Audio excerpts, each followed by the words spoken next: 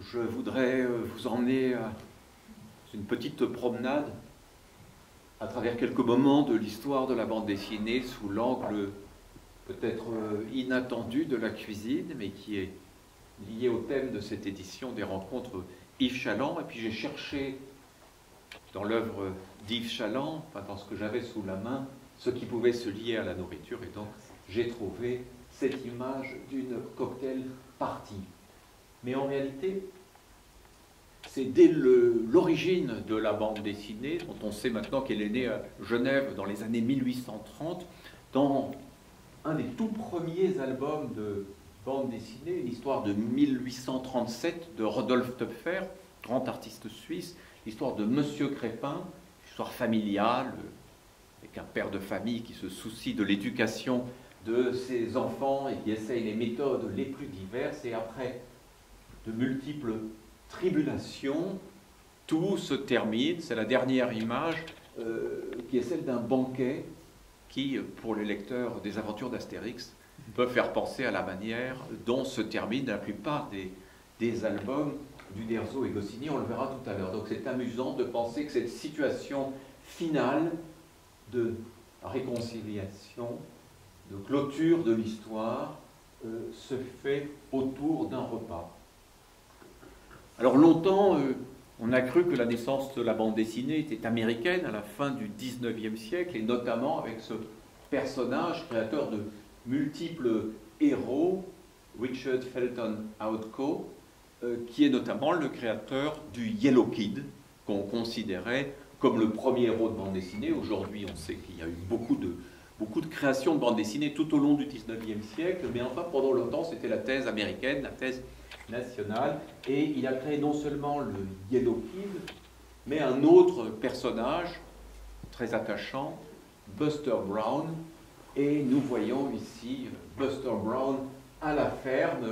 C'est pas vraiment la nourriture, mais on n'en est pas loin. En tout cas, la série de Buster Brown est suffisamment prise dans la vie quotidienne pour que parmi les premiers produits dérivés de bande dessinée, donc vraiment au tout début du XXe siècle, on ait le Buster Brown Bread.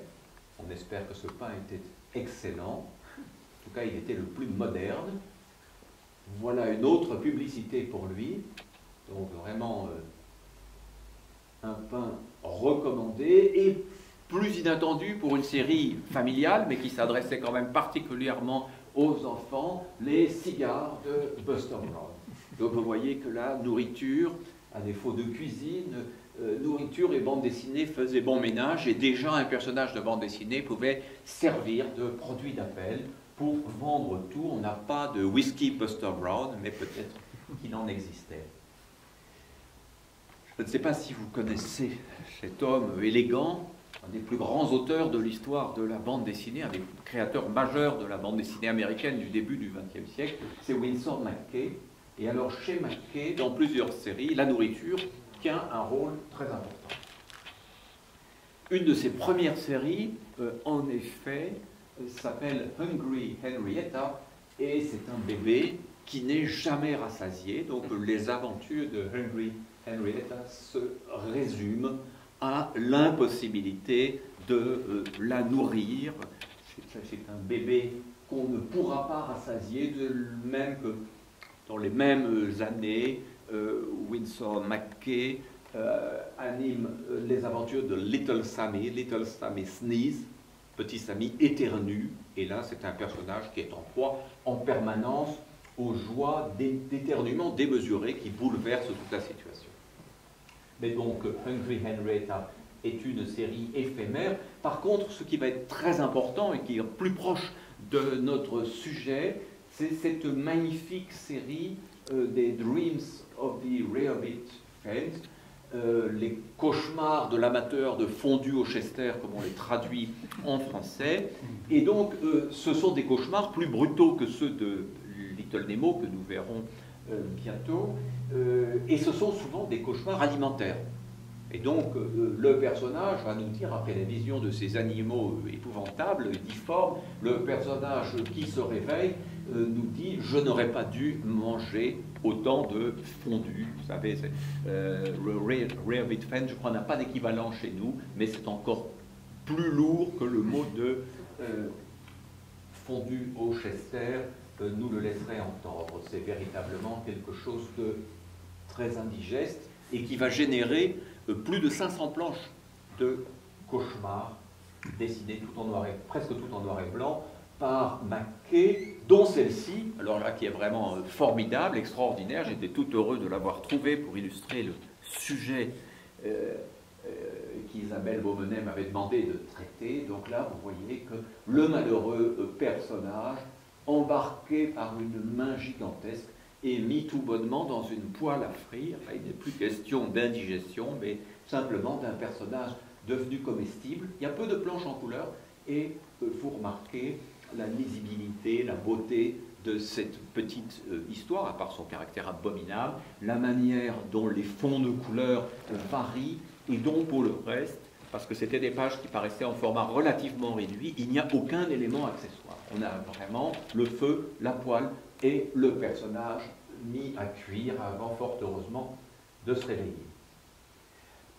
Little Nemo in Slumberland, j'étais un petit peu amputé. Little Nemo in Slumberland est la série que va animer Winsor McCay pendant bon nombre d'années, à partir de 1905. Ce sont des grandes pages, des pages qui paraissent le dimanche, Sunday Pages, dans beaucoup de journaux américains, où nous suivons le petit Nemo qui, immanquablement, s'endort, fait un rêve, parfois un cauchemar, mais plutôt un rêve, plutôt une fantaisie graphique. Et ça traverse toute l'année. Les pages du dimanche sont liées évidemment à des grands événements comme Noël ou Pâques, et ici les fameuses dindes de Thanksgiving qui sont au cœur de la page. Et puis il y a beaucoup de jeux sur l'alimentation, pas vraiment la cuisine, on ne voit pas Little Nemo manger beaucoup, mais plutôt goûter des choses extravagantes, comme ces fruits qui grandissent. Alors vous sentez la beauté, l'habileté de ces constructions de pages de Little Nemo, où on a véritablement l'impression d'être confronté à un tableau en même temps qu'à une séquence. On a une première impression globale de la page, et là ces fruits qui continuent, qui nous mettent en plein milieu du jardin, tout en continuant à grandir à travers la deuxième moitié de la page. Je fais des bonds dans le temps et des sauts, et certainement qu'il y a des séries où la cuisine joue un rôle important et auxquelles je n'ai pas pensé, ou qui m'ont moins frappé, qui font moins partie de ma bibliothèque personnelle. Mais ici, vous reconnaissez peut-être quelqu'un qu'on voit souvent comme un homme âgé, mais qui a créé l'essentiel de son œuvre en étant dans la trentaine, puis dans la quarantaine. C'est Georges Remy, dit Hergé, dans sa maison de Bruxelles. Et quand on pense à Tintin, très souvent on se dit dans Tintin, on ne mange pas, on ne boit pas. Les personnages sont pris dans l'aventure, sont pris dans un dynamisme extrême, et pourtant, là j'ai retrouvé quelques scènes de nourriture qui sont assez frappantes, qui sont intéressantes parce qu'elles jouent un rôle dans l'intrigue. Nous sommes ici dans le Sceptre d'Ottokar, donc première version, parue dans le petit supplément pour les enfants, le petit 20e. Un restaurant mystérieux nous annonce le titre, et cette scène est très célèbre, puisqu'il s'agit en effet de l'unique occasion pour nous de nous faire une idée de la cuisine sildave. Il y a peu de restaurants sildaves dans nos villes, même si je connais dans une rue de Bruxelles un restaurant à l'ancienne d'Europe centrale qui a exactement cette allure et qui peut-être sert aussi de la cuisine sildave. Alors pourquoi Tintin y entre-t-il? Pas pour s'arrêter pour manger, car Tintin n'a jamais faim, Tintin n'a jamais sommeil, n'a jamais soif, il est toujours prêt à aller de l'avant, mais simplement parce qu'il suit un individu extrêmement suspect, et donc c'est pour retrouver cet individu qu'il se glisse dans le restaurant. Donc, je vous montre ici quelques images de la version couleur, mais l'histoire a d'abord paru en noir et blanc. Donc Clove, comme vous le savez certainement, enfin, j'espère, Clove ou Clou, c'est la capitale de la Sildavie, pays célèbre aussi, nous le découvrirons plus tard avec le capitaine Haddock, pour sa production d'eau minérale. Et donc Tintin entre, n'aperçoit pas l'homme qu'il était venu poursuivre et n'a d'autre solution dans ce restaurant vide que de s'asseoir. La remarque tient un client nous laisse immédiatement entendre que le restaurant est une couverture. Hein, l'arrivée d'un client est quelque chose de tout à fait extravagant et inattendu. Et donc Tintin regarde la carte, qui est écrite évidemment en Sildave, ne sait trop ce qu'il va manger, et choisit un slazek aux champignons et un verre de sprech. Le sprech ou la sprech est certainement de l'eau minérale, vu les spécialités que j'ai évoquées. Et donc, Tintin, faisant mine d'aller se laver les mains, va tenter de monter à l'étage, voir ce qui se passe, etc. Revient à sa table, le patron se méfie manifestement de lui, et à la fin du repas, il posera cette question: très bien, merci, votre slazek était excellent, comment est-ce préparé? Et c'est là que la cuisine sildave devient mémorable. Ah, monsieur, c'est une spécialité de la maison, du gigot de jeunes chiens accommodé à la sauce sildave. Milou, s'exclame Tintin, brusquement affolé. Ça fait un moment, effectivement, qu'on ne voyait pas Milou, mais nous n'avons pas noté ce détail. Il faut dire que l'addition était accompagnée d'une petite phrase, une charmante coutume sildave qui se mêle des affaires d'autrui, s'expose à de graves ennuis. Milou, mais voilà Milou qui arrive et qui apparemment est un amateur de cuisine sildave, comme nous le montre cette case qui termine la séquence. Donc quand on dit qu'il n'y a pas de nourriture dans Tintin, on peut dire qu'il y en a. Il y a une scène aussi, peut-être vous en souvenez, dans l'île Noire, où on traverse un wagon-restaurant et où Milou s'empare d'un poulet rôti.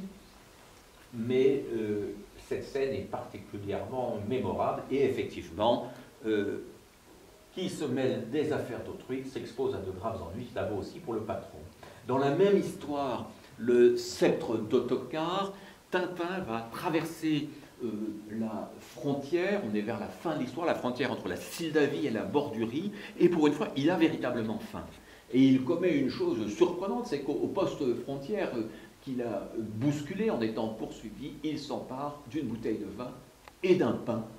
La bouteille de vin ne tiendra pas longtemps, mais le pain, il va tenter d'en manger. C'est donc vraiment un Tintin très affamé. C'est une situation rarissime, tout à fait exceptionnelle. Généralement, c'est Milou qui est affamé. Si on parle peu de nourriture dans Tintin, on y parle souvent, et là j'aurais pu trouver de nombreux exemples, mais celui-ci est particulièrement savoureux. Il y en a un autre dans l'affaire Tournesol, qui est formidable, autour d'une bouteille de vin blanc. Et donc là, les retrouvailles du capitaine Haddock et de son vieil ami Chester se font au départ sous le signe de la sobriété, puisque dans l'Étoile mystérieuse, Haddock est devenu, après quelques mésaventures dans le crabe aux pinces d'or, il est devenu président de la Ligue des marins anti-alcooliques. Et donc, il est condamné à la sobriété et à l'eau minérale. De l'eau minérale, bonne idée, dit-il à la deuxième case. Et puis, cette image au centre, mémorable, connue de tous. Donc, vous voyez le petit fond d'eau minérale, et puis une larme, un soupçon, ça suffit. Merci. Bon, voilà comment être sobre. Et cette réplique aussi, qui pourra servir plus tard en Sildavie. Ah, elle est rudement bonne, l'eau minérale, dans ce but. Autre scène dans le même album, qui est gourmand, l'expédition qui emmène les savants vers l'aérolithe mystérieux perdu dans l'océan. Et Haddock, la capitaine tout à fait sensible à ses devoirs, dites donc, Stewart, qu'est-ce que ça signifie? Le menu porte choucroute garnie. Alors, où sont les saucisses? Et la dernière case ne nous laisse pas de doute sur leur destination. Donc Milou, qui est un chien amateur de whisky, est aussi un chien amateur, manifestement, de choucroute, en tout cas de certains éléments des choucroutes. Et puis, dans ce récit, l'étoile mystérieuse, où décidément la nourriture joue un rôle important, tout à la fin, Tintin et Milou se retrouvent sur l'aérolithe mystérieux. Ils ont faim, là aussi, parce qu'ils n'ont pas pu réembarquer sur le bateau. Donc, voilà, des biscuits de mer et de l'eau, nous voilà en pénitence Milou. Il trouve toutefois une pomme et il va manger la pomme, cependant qu'une araignée s'est échappé, il y a un ver dans la pomme qui va s'échapper, et si vous vous souvenez de la fin de l'histoire, tous ces éléments, araignées, petits vers, trognons de pommes, vont produire des résultats hallucinants, sinon hallucinés. Quand on pense à Astérix, contrairement à Tintin, on pense assez facilement à la nourriture. Bien sûr, on pense à Obélix et à son goût immodéré des sangliers. On pense au Tour de Gaulle d'Astérix avec toutes ses provisions et ses spécialités que l'on va découvrir.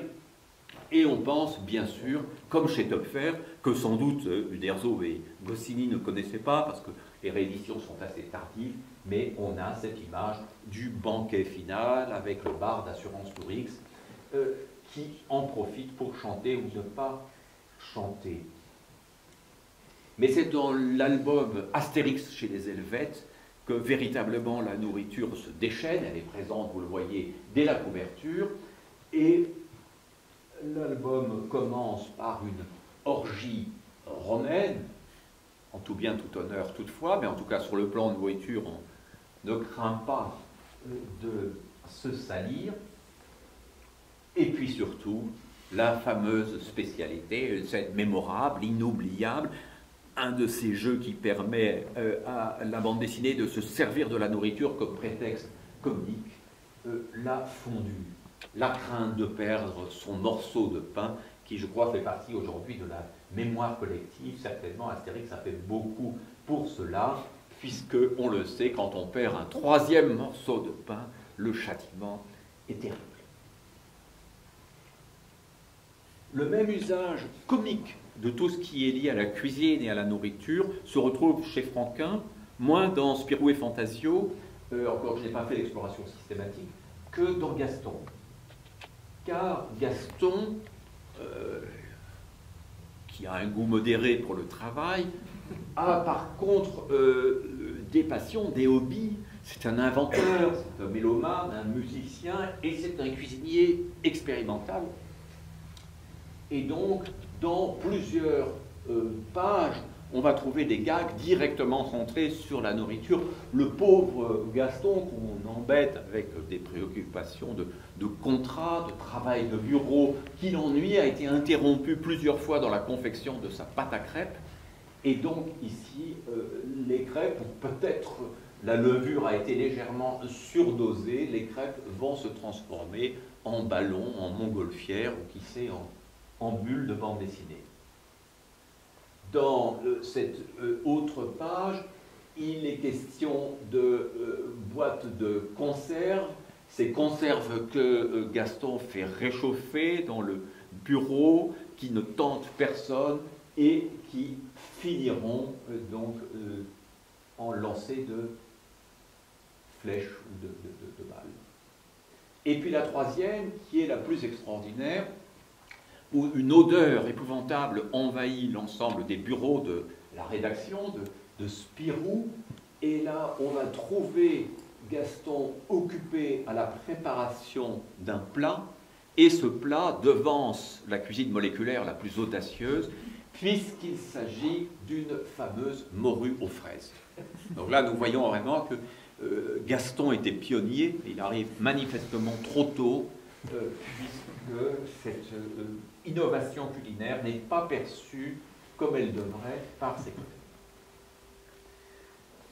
Alors on va entrer dans une période beaucoup plus contemporaine, où la nourriture va jouer en bande dessinée un tout autre rôle, où elle va avoir une autre place, où elle va être traitée non plus comme une manière de faire rebondir l'aventure, ou comme un prétexte à gag, à farce, à scène comique, mais où elle va vraiment être traitée en tant que telle, et c'est particulièrement le cas, les lecteurs de manga le savent, dans le monde des mangas, ici une photo d'une librairie japonaise, et dans beaucoup de mangas, sur un mode très sérieux et très important, la nourriture et le vin sont des éléments centraux. Il y a vraiment une spécialité de manga culinaire. Et bon, peut-être la série la plus célèbre de ce point de vue-là, c'est cette fameuse série Les Gouttes de Dieu, l'histoire du fils d'un grand énologue, d'un grand critique gastronomique, qui laisse un testament complexe où il s'agit de retrouver 12 bouteilles majeures, 12 grands vins, plus un 13e, dont le nom n'est pas précisé, et qui serait les gouttes de Dieu, donc le sommet de l'extase. C'est une série qui a connu de très nombreux volumes et dont le succès a été tel qu'il a modifié les pratiques alimentaires et les goûts énologiques au Japon et dans pas mal de pays. Je me souviens d'avoir rencontré à Taïwan l'éditeur de cette série qui avait dans son bureau un petit frigo à vin et qui proposait des grands crus dès 11 h du matin. Il s'était converti au grand vin avec le succès de la série. Et ce qui est tout à fait étonnant, c'est que donc on voit dans cette série très régulièrement des bouteilles avec les étiquettes lisibles, des références d'années, etc. Ce qui fait que certains vins méconnus de petits terroirs ont vu arriver chez eux 1, puis 2, puis 10, puis 100 Japonais qui voulaient à tout prix acheter le vin et qui, dans quelques cas, pas pour le Nuit Saint-Georges, mais pour des domaines spécifiques et des vins rares, déconcertaient complètement les vignerons qui voyaient leur stock s'épuiser à toute vitesse. Donc là, on a vraiment un pouvoir que Hergé n'avait pas eu avec l'eau minérale Sildave, ni même avec le whisky Loch Lomond. Ce manga, à travers les années, à travers ces 44 tomes, a fait naître non seulement un goût du vin, mais le goût de certains vins. Donc on imagine là que quelques vignerons, un peu en mal de succès, de réputation, devaient pleurer pour que leur bouteille soit reproduite. Et vous voyez la précision du lettrage, c'est amusant, puisqu'ici on est dans une version évidemment de traduite, mais ces étiquettes sont en français ou en italien ou en espagnol dans la version originale, et donc les touristes arrivaient avec leurs photos.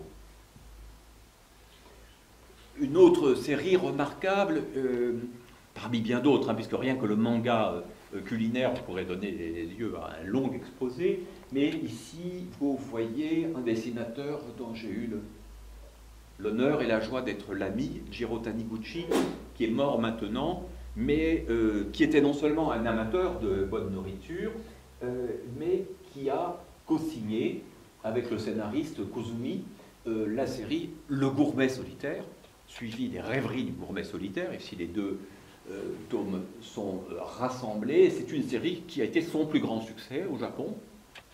Chez nous, il est connu pour Quartier lointain, Le sommet des dieux, Le journal de mon père, mais au Japon, il est d'abord l'auteur du Gourmet Solitaire qui a été adapté à la télévision en petit feuilleton. Alors, le Gourmet Solitaire, ce qui est intéressant, ce que le mot gourmet ne dit pas tout à fait, c'est que c'est un salariman aux moyens relativement modestes, dont on imagine qu'il est plus ou moins représentant de commerce. En tout cas, son travail l'amène à beaucoup voyager. On ne sait pas grand-chose de lui, sauf cette passion qu'il a pour dénicher des petits restaurants, des tables modestes liées à une spécialité. Bon, c'est très japonais aussi, cette idée d'un restaurant qui privilégie une spécialité. Donc ici, oden en soupe à Aoba Yokocho. Et donc, il a voyagé, il est là, il est seul, il cherche quelque chose qui puisse compenser sa solitude, quelque chose qui réchauffe. Il fonctionne à l'odorat. Et donc, quand on va le voir dans ces restaurants, on a une représentation assez précise des plats qu'il mange, mais surtout une représentation de ses sensations. C'est vraiment l'essence du goûteur. C'est quelqu'un qui, sans même communiquer par la parole, puisque la plupart du temps il est seul, parfois il parle avec le patron qui lui raconte une anecdote, ou avec la serveuse, mais très souvent c'est lui seul qui détaille les sensations. Et il est intéressant de voir dans une page comme celle-là, comment en restant pratiquement sur des gros plans, on voit vraiment l'acte de manger qui est décomposé, la moindre sensation, la consistance, le goût, l'odeur, l'arrière-plan, ce qu'il y a dans ce plat. Il ne se passe pas grand-chose dans le gourmet solitaire, il n'y a pas de véritable aventure, les chapitres sont assez détachés les uns des autres, et chacun est lié à l'ambiance particulière d'un petit restaurant, d'une petite cantine perdue, et généralement d'un plat. J'avais dit à Taniguchi dans les grands entretiens que nous avons réalisés ensemble que la seule chose qui me déconcertait dans ce livre remarquable, c'était le noir et blanc. Je trouvais difficile de bien représenter la saveur des plats, de donner envie en se privant d'une des choses qu'en plus la cuisine japonaise a si bien développée, qui est la couleur, la franchise de la couleur. Et vous verrez tout à la fin, la bande dessinée que j'ai réalisée avec Aurelia Orita, nous avons d'une certaine façon voulu répondre à ce problème. Ces dernières années, il y a eu plusieurs albums de bande dessinée remarquables par de grands auteurs autour de la cuisine et avec des perspectives très différentes. Donc ce livre de Christophe Blain, l'auteur notamment de Quai d'Orsay, ce livre de Christophe Blain, En cuisine avec Alain Passard, c'est le portrait d'un chef, d'un des plus grands chefs français d'aujourd'hui, et surtout de ce chef, Alain Passard, qui dans son restaurant L'Arpège s'est peu à peu concentré sur la cuisine des légumes. Sans être un cuisinier végétarien, il est le premier 3 étoiles à avoir décidé de s'orienter essentiellement vers le légume, vous les voyez là en haut, jusqu'à développer son propre potager, ses propres cultures, et à toujours mettre à la carte ce qui était autrefois l'accompagnement, la garniture, à l'avant-plan. Donc vous allez par exemple avoir une salade de petits légumes au homard, et le homard va être un adjuvant. La viande peut être présente presque comme un assaisonnement, et dans certains plats, évidemment, elle n'est pas présente, ce qui en fait un grand restaurant extrêmement excitant pour les végétariens. Ce qui est amusant dans le travail de Christophe Blain, c'est qu'au fond, c'est un dessinateur qui a toujours adoré le geste et les physionomies. Et c'est ça qu'il va détailler en étant auprès de Passard, en ne créant pratiquement pas de décor, en ne montrant que les éléments de nourriture qui sont nécessaires. C'est vraiment à la fois les mains et les expressions du visage. C'est la manière de faire vivre ce chef, de montrer au fond ce que ni la photo culinaire est souvent très statique, ni même le cinéma n'arrive à montrer, puisqu'il isole les quelques éléments qui lui paraissent pertinents. C'est une grande force du dessin. Alors, vous voyez que c'est des pages très denses, donc c'est vraiment une histoire qu'il faut lire, mais elle est très amusante, parce que son portrait d'Alain Passard est un portrait en même temps un petit peu ironique, un peu caustique, où on voit à la fois les accès de vanité ou d'autorité que ce grand chef peut avoir, en même temps que son lyrisme, son amour débordant de la terre, de son potager et des légumes qu'il en sort. Voilà, donc une très très belle bande dessinée, une grande réussite, dans une veine particulière qui est le portrait d'un grand chef. Alors Jacques Ferrandez, lui, a pris un parti différent dans les 2 tomes de Frères de terroir qu'il a réalisé, coécrit et partagé d'une certaine façon avec Yves Candeborde, qui est un cuisinier qui est un peu l'inventeur de la bistronomie, donc utiliser les grandes techniques de la cuisine moderne dans une ambiance différente et à des prix un peu plus bas.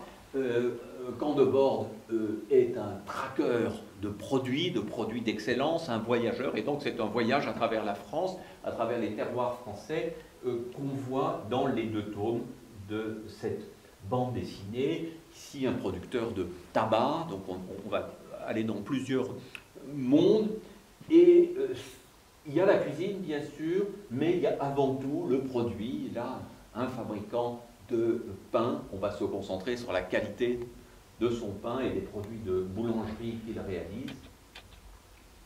Et ici, donc Candeborde, à nouveau entouré de tous ces produits, est persuadé, comme je le suis et comme je pense que pas mal de gens le sont, qu'il n'est pas de cuisine sans un choix du produit, sans un amour particulier du produit. C'est ça qui est au cœur, plus que la pratique strictement culinaire. Guillaume Long aurait dû être présent ici. Il a dû, pour des raisons de santé, renoncé en dernière minute, mais c'est un de ceux qui a énormément traité, alors sur un mode à la fois quotidien, proche du blog. Ça a d'abord été un blog sur le site du Monde, puis sous forme d'album, il y en a toute une série, sous le titre « À boire et à manger », il chronique sa vie culinaire, sa vie de gourmand, ses rencontres, ses voyages, sur un mode très libre. Et donc, on va trouver de tout. On n'est pas du tout du côté des grands chefs, on n'est pas du tout du côté des produits de luxe, même s'il peut arriver à Guillaume Long, qui est un auteur suisse, d'aller dans tel ou tel grand restaurant. Non, ce qui l'intéresse vraiment, c'est la manière dont la cuisine permet la rencontre, favorise la discussion, dont la recherche d'un produit devient le but d'un voyage. C'est tout ce monde qu'on appelle aujourd'hui celui des foodistas, qui sont un peu les fous de cuisine et qui cherchent tout le temps de l'innovation, l'herbe rare, l'épice inconnue, le producteur remarquable de topinambour, etc., etc. Donc ici, aubergine, vapeur, comme à Saigon.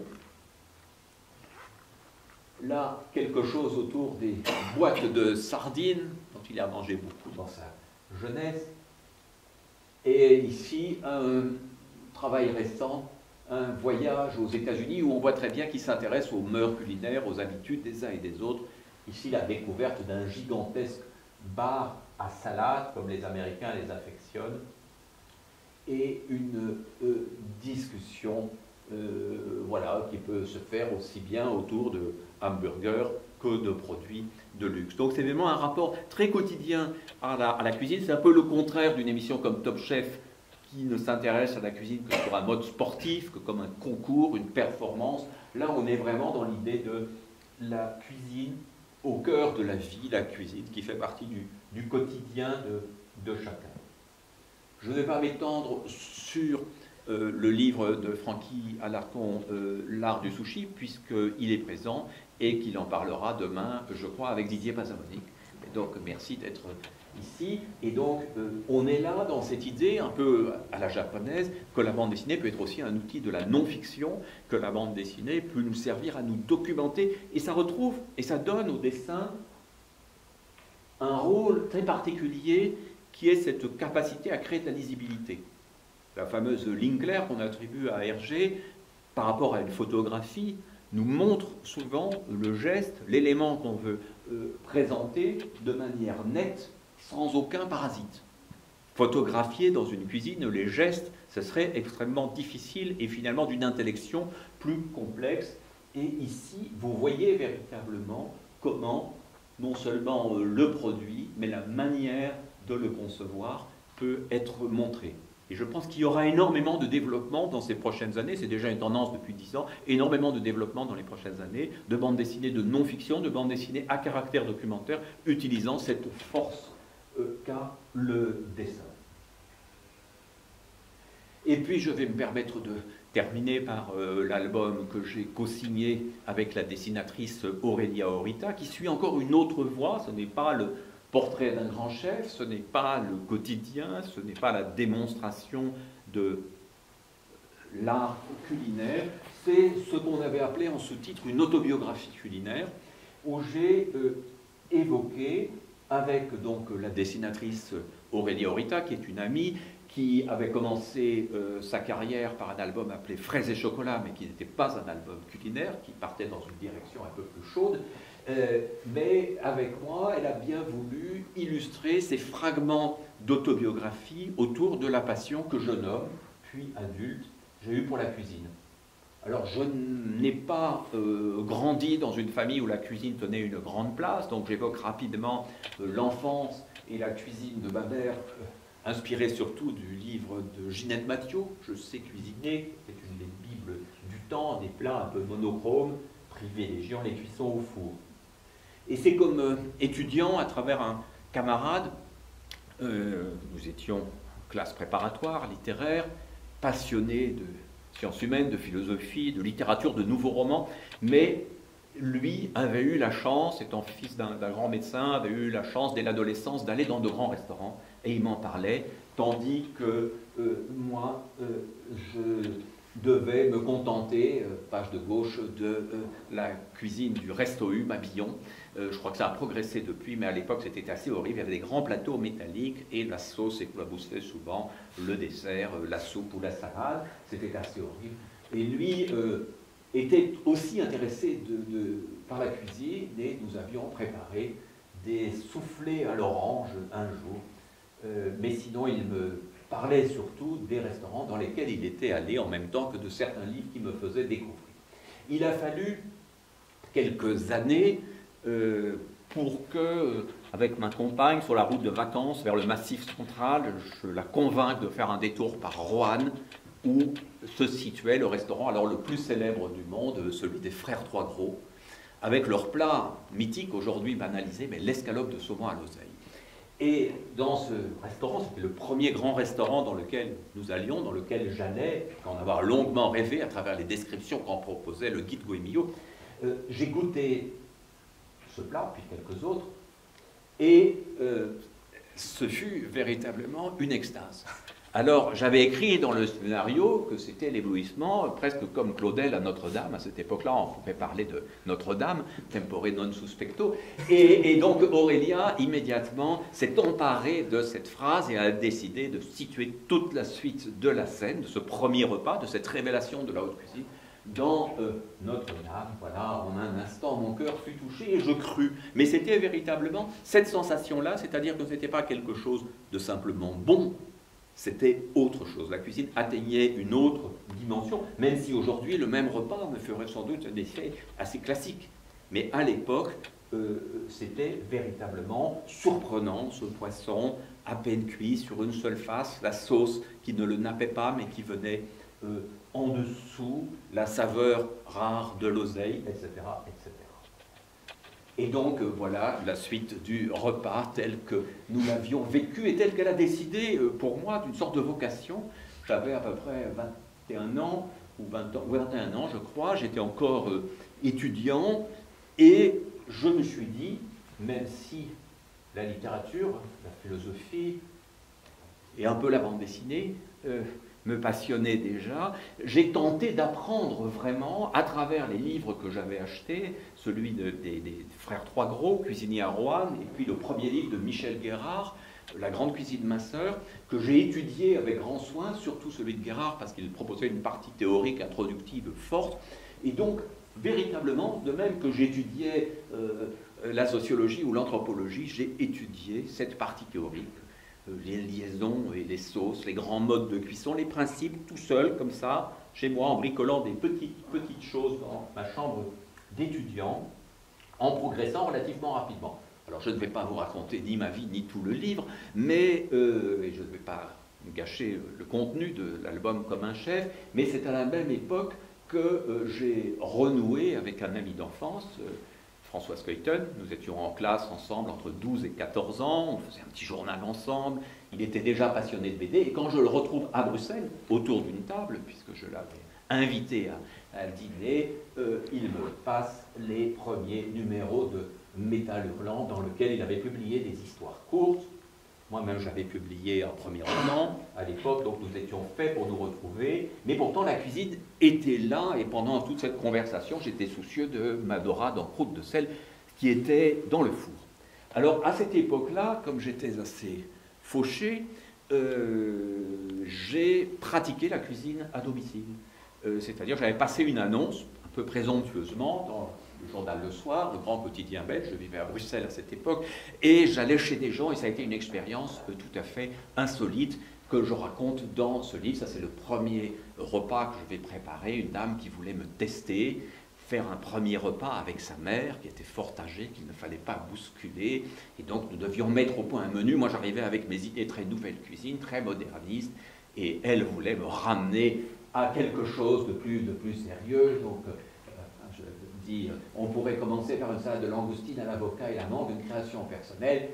D'accord pour l'avocat, mais oubliez la mangue, elle détesterait.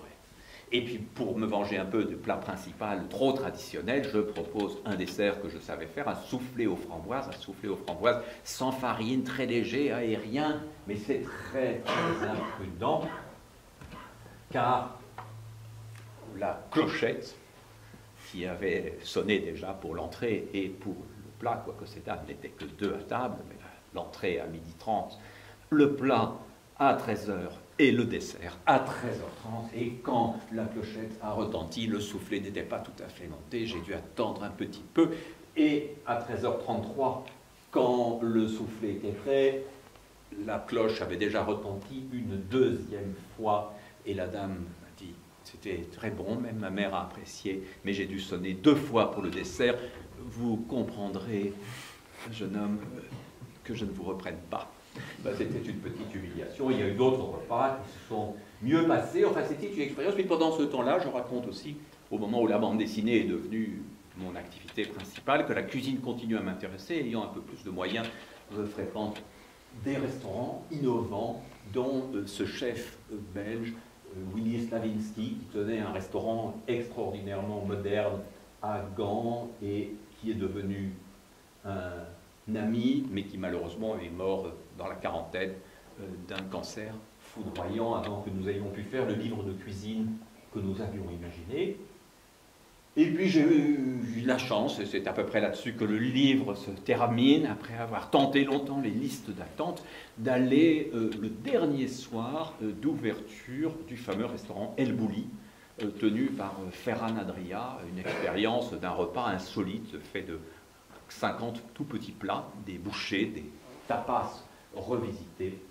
Et c'est donc sur cette explosion culinaire, sur cette évolution de la cuisine, dont je me dis souvent que sa reconnaissance, sa légitimation, un certain culte des auteurs, des grands chefs, que tout cela est très voisin finalement de ce que la bande dessinée a connu exactement dans la même période.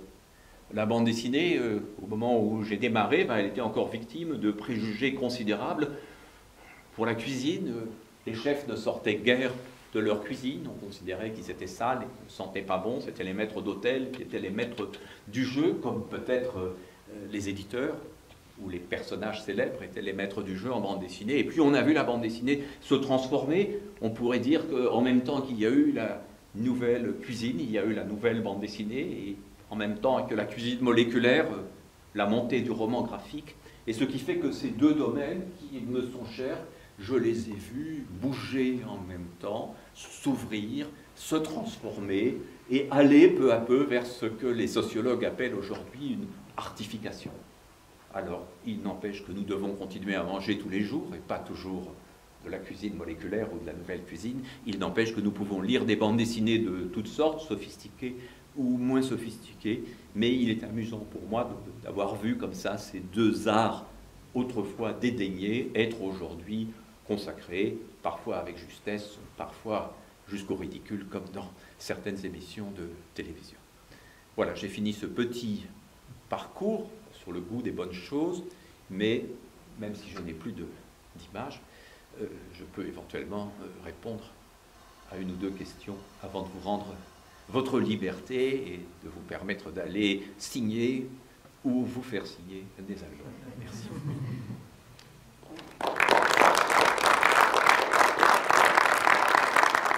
C'est un livre ultime sur la cuisine, et c'est un livre d'un auteur allemand dont j'ai oublié le nom, mais qui s'appelle Frass. Ça te dit quelque chose? Non. Et alors ça raconte l'histoire d'un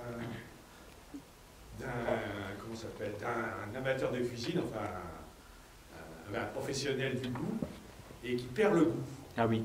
Et il s'aperçoit au bout d'un moment, bon, il a perdu le goût, donc il est désespéré et il s'effondre. Et un jour, il se coupe et en suçant son doigt, il s'aperçoit qu'il retrouve le goût en suçant son sang. Donc il décide de sacrifier son propre corps à la cuisine pour continuer à manger et avoir le plaisir de manger avec goût. Eh bien. Donc il convoque des cuisiniers et il sacrifie un bras, une jambe. Et je ne me rappelle plus comment il termine. Enfin, il finit par mourir. Ben oui, à force. C'est une histoire assez ultime sur la cuisine en bande dessinée. Bien, bien. Nous ne suivrons peut-être pas jusqu'au bout de ce chemin. Mais il y a beaucoup d'autres choses. Il y a aussi une bande dessinée sur ce personnage du célèbre gastronome Dodin Bouffant. Je ne sais plus qui est l'auteur, La Passion de Dodin Bouffant. Et Dodin Bouffant est un personnage imaginaire, en fait. Mais beaucoup de gens croient qu'il existe.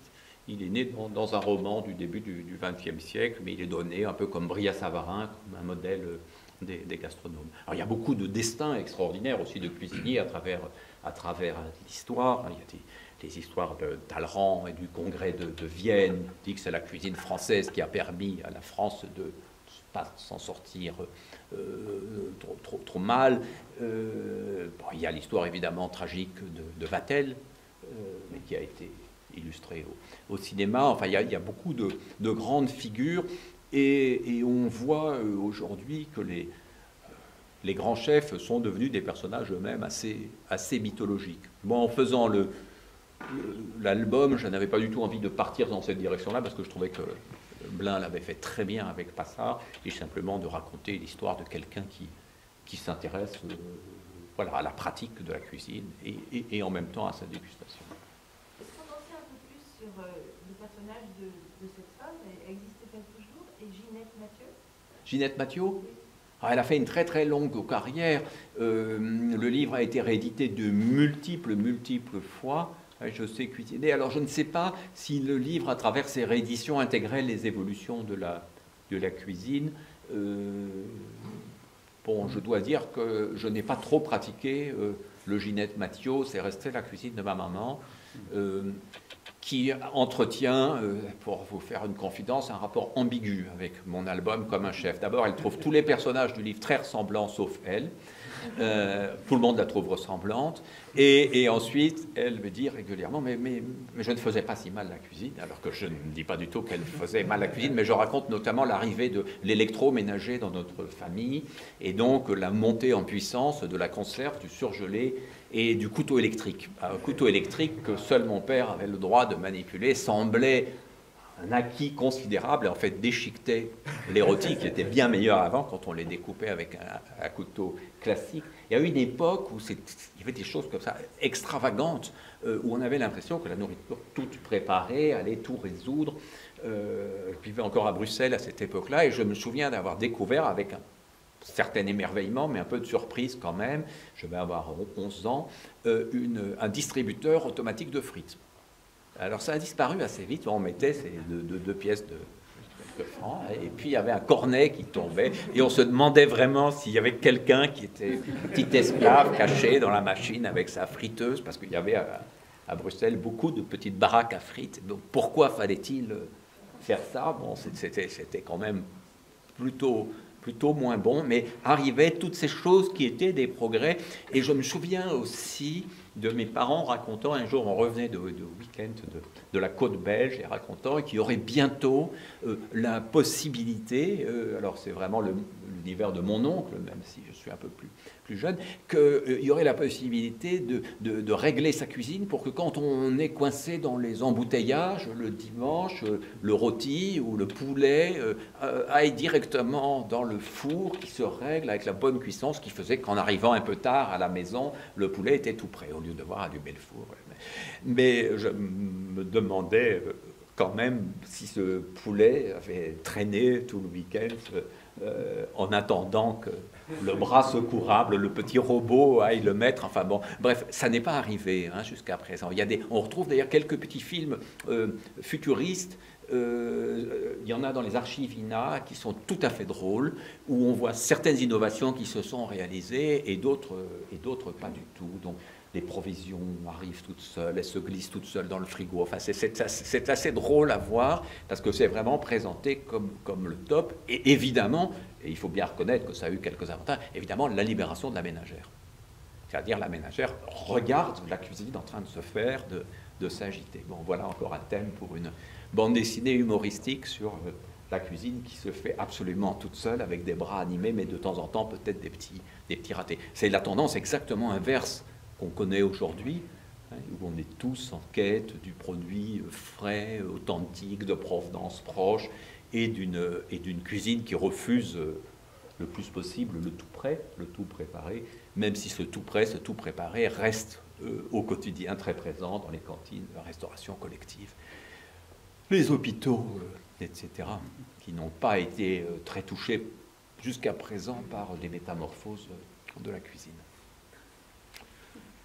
Est-ce que vous avez déjà confronter des gastronomes au manga Toriko, qui est une vision vraiment gargantuesque de la cuisine. C'est même plus un manga d'action où on a la recherche d'un élément rare, et ces éléments rares pour la cuisine, et qui nous montre une vision de ce métier, du monde culinaire très différente des bandes dessinées dont vous avez parlé. Donc je suis curieuse de savoir si vous avez des éléments, si vous avez eu des échos sur ce manga.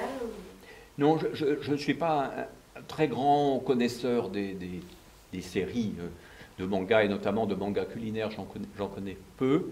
C'est le travail de Taniguchi que je connais le mieux dans ce domaine-là. Mais oui, il y a toute une part de la cuisine ou de la réflexion sur la cuisine qui part vers l'extraordinaire, le produit perdu, la recette incroyable. Bon, au Japon, on peut dire toute cette histoire, tout ce mythe qu'il y a autour du fugu, ce poisson dont le découpage est un art, puisque toute erreur peut conduire à la mort. Ce n'est pas mon approche de la cuisine. Par exemple, plusieurs personnes qui ont mangé du fugu, ce que je n'ai pas fait, m'ont dit que c'était quand même surtout la performance qui était extraordinaire, mais qu'en soi, il y a des tas d'autres poissons qui sont tout aussi bons et extraordinaires. C'est un peu comme, je faisais allusion dans Top Chef, cette idée de la course contre la montre, par exemple, qui me paraît un peu la négation de ce que personnellement j'aime dans la cuisine.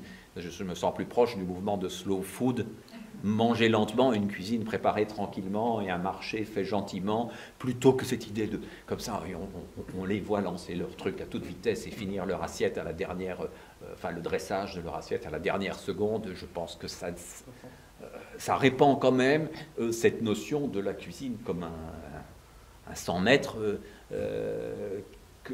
qui est, à mes yeux, contre nature. Que même les cuisiniers que je connais, les grands chefs avec lesquels j'ai renoué grâce à ce livre, comme Michel Garard ou Pierre Gagnère, l'ambiance qui règne dans leur cuisine est très sereine, très silencieuse, et les plats sont dressés minutieusement et pas du tout par quelqu'un qui est en sueur, effrayé, et qui trempe quasi la main dans la marmite, quoi. Il y a là une aberration, et autant j'aime la très bonne cuisine, autant je pense qu'elle ne se fait pas forcément qu'avec des produits de luxe, et elle ne se fait pas que dans des conditions comme ça de record à battre. C'est quelque chose qui me paraît... Bon, mais là, je ne parle pas en amateur de bande dessinée, ça peut être très drôle à dessiner, mais en tant qu'amateur de cuisine, je trouve que c'est une activité comme le jardinage, qui est plutôt une activité tranquille, qu'un culte de l'extraordinaire. Mais évidemment, raconter une histoire en bande dessinée, ça pourrait conduire à ça. Il y a un petit peu de cette dimension dans le livre de Blin sur Passard, même si dans Quai d'Orsay, Blin va encore plus loin dans l'idée du personnage pressé, aux gestes agités.